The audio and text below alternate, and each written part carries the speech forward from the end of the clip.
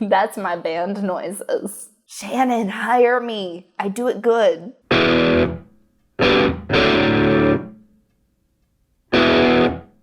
This is the game of Lords of Rock, a game from SolarFlare Games that was kindly sent to us as a review. Yes, another review copy. In this 3 to 4 player game, you will be managing a rock band of awesome gods for the Rock of Ages, the Rock of Souls, the souls of people. This is a review copy of the game. The game is coming to Kickstarter August 1st, so if you want it, you're gonna have to wait, but let's get into the cool stuff about the game. In the game of Lords of Rock, you are leading your band through the battle of the bands for souls of humankind.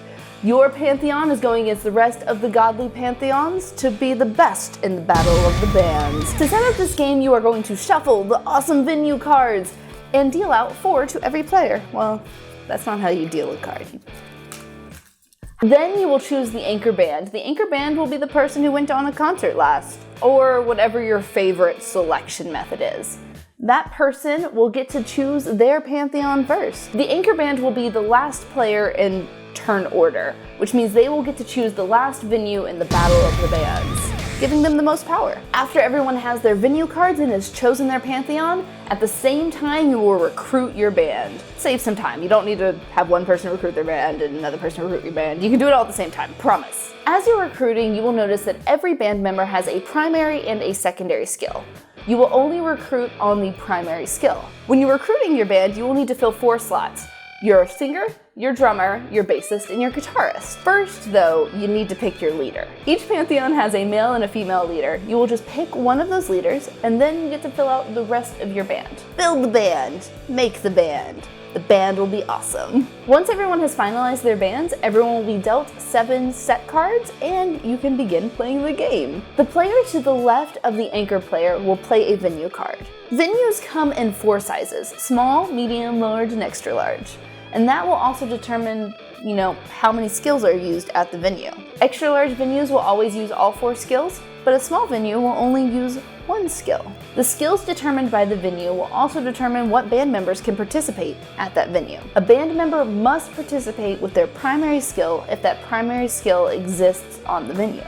If a band member cannot participate with their primary skill, they may still be able to participate with their secondary skill, becoming a backup bassist or a backup guitarist, whatever is needed for that venue. What I like to do when I'm playing with my friends is we like to add up those skill points before we play set list cards. It kind of helps with everyone knowing what the playing field looks like before you're setting up pluses and minuses. The player to the left of the venue player will start playing set list cards. Set list cards come in many forms.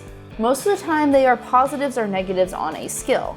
If that skill exists on the venue, you can use the setlist card. There is a limit of 2 negative cards to be played on any band, so you can't really kick somebody down too far. Setlist cards will be played until every player passes, so if you don't want to play a setlist card, you'll pass and play will continue until the whole group is passed. If you have passed and a negative card is played on you, you get 1 opportunity to play a positive card on yourself to kind of counteract that negative card. Once everyone has passed on playing setlist cards, it's now time to score your points for the Battle of the Bands.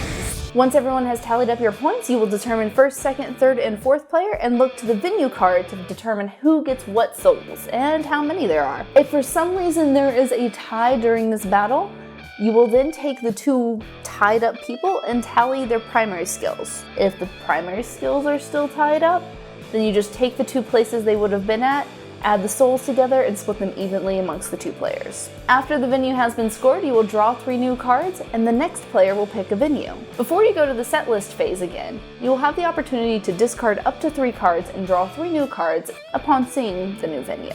Play will continue as such until you reach the anchor band. Once the anchor band has laid down their venue and you have resolved that venue, you will discard all of your venue cards, draw another 4, and play a whole new round, adding more souls to your soul pile. Once you've played 2 rounds of venues, so 8 venues in total, well, double the amount of players in total, the most points wins the Battle of the Bands. Yes!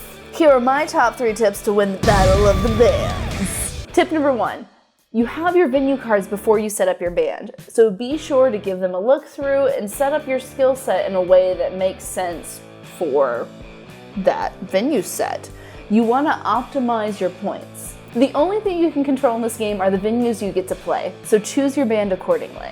Tip number 2. At the end of each venue, when you have the opportunity to cycle your setlist cards, always do that. You know what venue you're about to fight, you know what cards you have in your hand, get rid of the stuff that doesn't apply. Do it! Don't let them sit in your hand collecting cruff. It's very rarely worth keeping onto a card that you don't need. Tip number 3. Smaller venues are a lot harder to play. The points are going to be drastically different on a small venue versus an extra large venue when everyone can put their band members in. So, if you can stack all of your band members into a small venue, that would be really cool. You will for sure get the first place there. But the rewards are not as large. Just a heads up. Those are good things to know about venues. Things to know about venues is your tip number 3. So this is the game of Lords of Rock. I have been waiting for this game since they previewed it to me, I guess a year ago now, when they first showed me Nightmare Forest. I am so excited for this game. It's coming to Kickstarter August 1st. I am so happy that SolarFlare Games thought of us when they wanted to send the game out. It was super fun to be able to play the review copy, to see the art in person.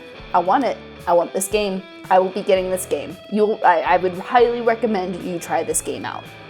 Also, side note, if you have smaller children that are in like the adding phases of their life, the addition and subtraction phases of their life, I would highly recommend you get this game. It's a great little practical practice and adding and subtracting fast. Don't forget to check out this game on Kickstarter. I will see you next week, Weirdlings. Also, don't forget to like, share, and subscribe. Did I almost let you leave without a question? I did almost let you leave without a question. Let me know down below if there are any Kickstarter games you are interested in. Any indie developers I need to check out? You know who to tell.